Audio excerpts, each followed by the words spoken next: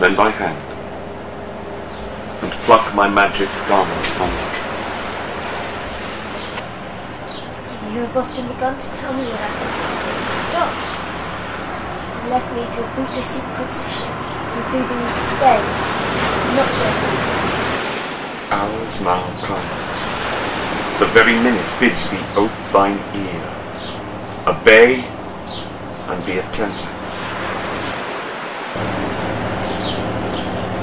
Canst thou remember a time before we came unto this place? I do not think thou canst, for then thou wast not out 3 years old. Certainly, sir.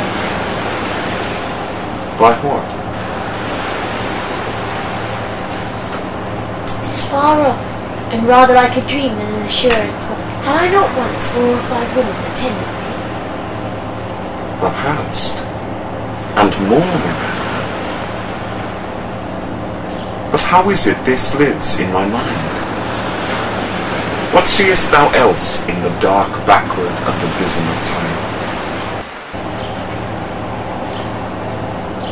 12 years since, Miranda, 12 years since, thy father was the Duke of Milan and the Prince of Power.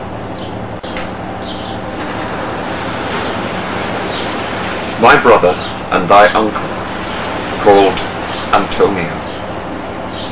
I pray you mark me that a brother should be so perfidious. The government I cast upon my brother and to my state grew stranger.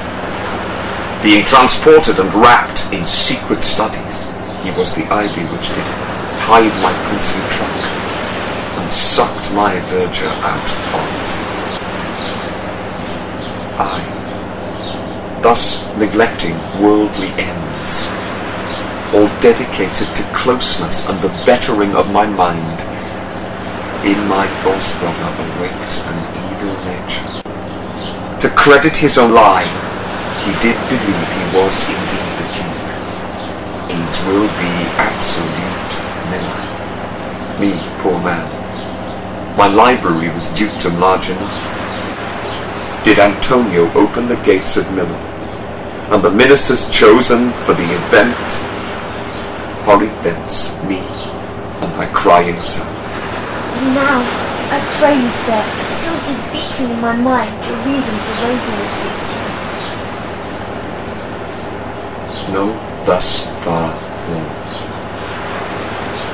By accident most strange, bountiful fortune, now my dear lady, hath mine enemies brought to this shore. And by my prescience, I find my zenith doth depend upon a most auspicious star, whose influence, if now I court not but omit, my fortunes will